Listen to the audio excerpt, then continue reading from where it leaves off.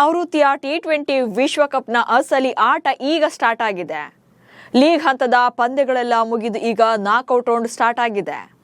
ಒಂದ್ ಕಡೆ ಸೋಲೆ ಕಾಣದಂತ 4 ತಂಡಗಳು, ಇನ್ನೊಂದು ಕಡೆ ಒಂದೊಂದು ಪಂದ್ಯಗಳನ್ನ ಕೈಚೆಲ್ಲಿರುವಂತ ಟೀಮ್ಗಳು. 4 ಸೆಮಿಫೈನಲ್ ಟಿಕೆಟ್ಗಾಗಿ 8 ತಂಡಗಳ ನಡುವೆ ನಡೆಯಲಿರುವಂತ ಜಿದ್ದಾಜಿದ್ದಿನ ಸಮರದಲ್ಲಿ ಭಾರತ ಭಾನುವಾರ ಸೌತ್ ಆಫ್ರಿಕಾ ವಿರುದ್ಧ ಮೊದಲ ಪಂದ್ಯವನ್ನಾಡಲಿದೆ. ಹರಿಣ ಪಡೆಯಂತೂ ಈ ಪಂದ್ಯವನ್ನ ನಾವೇ ಗೆಲ್ಲೋದು ಅಂತ ಫುಲ್ ಕಾನ್ಫಿಡೆನ್ಸ್ ನಲ್ಲಿದ್ದಾರೆ. ಅದರಲ್ಲೂ ಸೌತ್ ಆಫ್ರಿಕಾ ತಂಡದ ಕೋಚ್ ಅಂತೂ ಪಂದ್ಯಕ್ಕೂ ಮೊದಲೇ ಜಂಭ ಕೊಚ್ಕೊಂಡಿದ್ದಾರೆ. ಗ್ರೂಪ್ ಸ್ಟೇಜ್ನಲ್ಲಿ ಸೋಲೆ ಕಾಣದಂತ 2 ತಂಡಗಳಲ್ಲಿ ಮೊದಲ ಸೋಲು ಯಾರಿಗೆ? ಭಾರತ ತಂಡ ಪ್ರೆಷರ್ನಲ್ಲಿದೆಯಾ? ಸೌತ್ ಆಫ್ರಿಕಾ ಕೋಚ್ ಹೇಳಿದ್ದೇನು? ಹೇಗಿದೆ ಹೆಡ್ ಟು ಹೆಡ್ ರೆಕಾರ್ಡ್ಸ್ ಅನ್ನೋದನ್ನ ಈ ವಿಡಿಯೋದಲ್ಲಿ ಹೇಳ್ತೇನೆ. ನಾನು ಶಾಂತ. ನೀವು ಸುದ್ದಿಯಾನದ ಸಬ್ಸ್ಕ್ರೈಬರ್ ಆಗೋದಿಕ್ಕೆ ಮರಿಬೇಡಿ. ಟಿ20 ಮಾದರಿಯಲ್ಲಿ ಭಾರತ ತಂಡ ಅತ್ಯದ್ಭುತ ಫಾರ್ಮ್ನಲ್ಲಿದೆ. 2024ರ ವಿಶ್ವಕಪ್ ಆವೃತ್ತಿಯಲ್ಲಿ ಒಂದೇ ಒಂದು ಪಂದ್ಯವನ್ನು ಕೂಡ ಸೋಲದೆ ಚಾಂಪಿಯನ್ಸ್ ಆಗಿದ್ರು. ಹಾಗೆ ನೆಕ್ಸ್ಟ್ ಯಾವ ಸರಣಿಯನ್ನು ಕೂಡ ಸೋತಿರಲಿಲ್ಲ. ಈಗ 2026ರ ಟಿ20 ವಿಶ್ವಕಪ್ನಲ್ಲಿ 4 ಪಂದ್ಯಗಳನ್ನಾಡಿದ್ದು 4ರಲ್ಲೂ ಕೂಡ ಗೆಲುವನ್ನ ಕಂಡಿದೆ. ಸೋಲಿಲ್ಲದ ಸರದಾರರ ವಿಜಯ ಯಾತ್ರೆಯಲ್ಲಿ ಈಗ ಮತ್ತೊಂದು ಅಗ್ನಿ ಪರೀಕ್ಷೆ ಎದುರಾಗ್ತಾ ಇದೆ. ಸೌತ್ ಆಫ್ರಿಕಾ ವಿರುದ್ಧ ಭಾನುವಾರ ಸೂಪರ್ 8 ಸುತ್ತಿನ ತಮ್ಮ ಮೊದಲ ಪಂದ್ಯವನ್ನು ಆಡಬೇಕಿದೆ. ಟಿ20 ಫಾರ್ಮೆಟ್ನಲ್ಲಿ ಭಾರತ ನಂಬರ್ 1 ಆಗಿದ್ರೂ ಕೂಡ ಸೌತ್ ಆಫ್ರಿಕಾ ಕೋಚ್ ಮಾತ್ರ ಭಾರತವನ್ನ ಸೋಲಿಸೇ ತೀರುತ್ತೇವೆ ಅಂತ ಸವಾಲು ಹಾಕಿದ್ದಾರೆ. ಭಾರತ ತಂಡ ಪ್ರೆಷರ್ನಲ್ಲಿದೆ, ಸೋಲಿಸುತ್ತೇವೆಂದ ಕಾನ್ರಾಡ್. ಸೂಪರ್ 8 ಪಂದ್ಯಕ್ಕಾಗಿ ಉಭಯ ತಂಡಗಳು ಭರ್ಜರಿ ಸಿದ್ಧತೆಯಲ್ಲಿರುವಾಗಲೇ ಸೌತ್ ಆಫ್ರಿಕಾ ತಂಡದ ಕೋಚ್ ಆಗಿರುವಂತ ಶುಕ್ರಿ ಕಾನ್ರಾಡ್ ಭಾರತಕ್ಕೆ ಬಹಿರಂಗವಾಗಿ ಸವಾಲ್ ಹಾಕಿದ್ದಾರೆ. ಈ ಮೂಲಕ ಮೈಂಡ್ ಗೇಮ್ ಸ್ಟಾರ್ಟ್ ಮಾಡಿದ್ದಾರೆ. ಪ್ರೆಸ್ ಮೀಟ್ ನಲ್ಲಿ ಮಾತನಾಡಿರುವಂತಹ ಕಾನ್ರಾಡ್, ಭಾರತ ತಂಡ ಗ್ರೂಪ್ ಸ್ಟೇಜ್ ನಲ್ಲಿ ಯಾವುದೇ ಬಲಿಷ್ಠ ತಂಡದ ವಿರುದ್ಧ ಕಣಕ್ಕಿಳಿದಿಲ್ಲ. ಈಗ ಅವರು ಸೌತ್ ಆಫ್ರಿಕಾ ತಂಡವನ್ನು ಎದುರಿಸಬೇಕಿದೆ. ಹೀಗಾಗಿ ಪ್ರೆಷರ್ ನಲ್ಲಿರ್ತಾರೆ. ಇದೇ ಪ್ರೆಷರ್ ನ ಎನ್ಕ್ಯಾಶ್ ಮಾಡಿಕೊಂಡು ಭಾರತವನ್ನ ಹೆಲ್ಪ್ಲೆಸ್ ಆಗುವಂತೆ ಮಾಡ್ತೇವೆ ಎಂದಿದ್ದಾರೆ. ಅಷ್ಟೇ ಅಲ್ಲದೆ ಭಾರತದ ಕೆಲ ಆಟಗಾರರು ಕಂಟಿನ್ಯೂಸ್ ಆಗಿ ಔಟ್ ಆಫ್ ಫಾರ್ಮ್ ಇದ್ದಾರೆ. ಈಗ ಪಂದ್ಯ ನಡೆಯಲಿರುವಂತಹ ನರೇಂದ್ರ ಮೋದಿ ಸ್ಟೇಡಿಯಂನಲ್ಲಿ ಲಕ್ಷಾಂತರ ಅಭಿಮಾನಿಗಳು ಸೇರ್ತಾರೆ.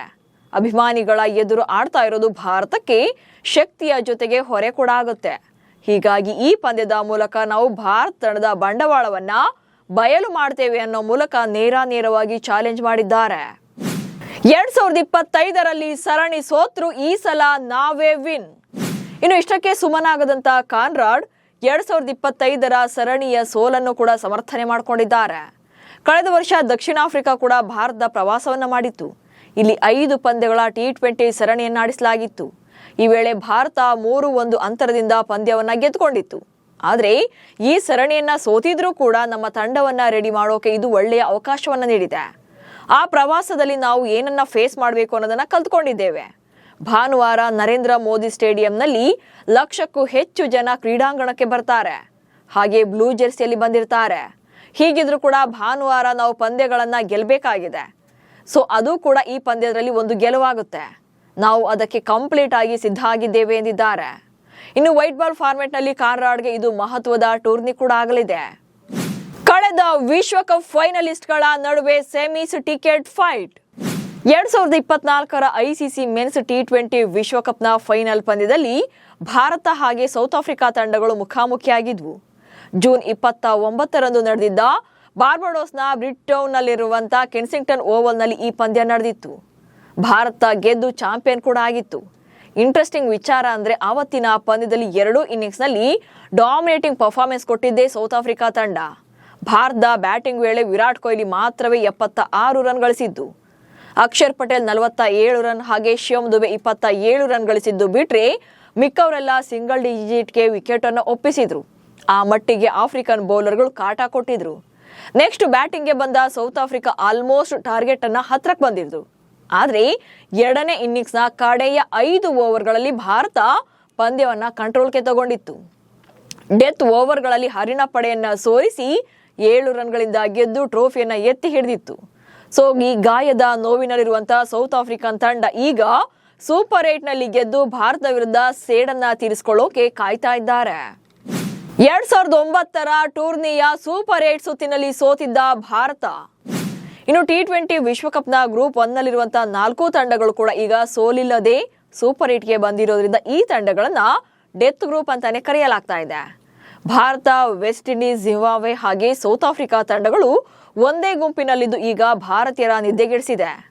T20 ಇತಿಹಾಸದಲ್ಲಿ ಭಾರತ, ದಕ್ಷಿಣ ಆಫ್ರಿಕಾ ಹಾಗೆ ವೆಸ್ಟ್ ಇಂಡೀಸ್ ತಂಡಗಳು ಒಂದೇ ಸೂಪರ್ 8 ಗುಂಪಿನಲ್ಲಿ ಇರೋದು ಇದೇ ಮೊದಲೇನಲ್ಲ.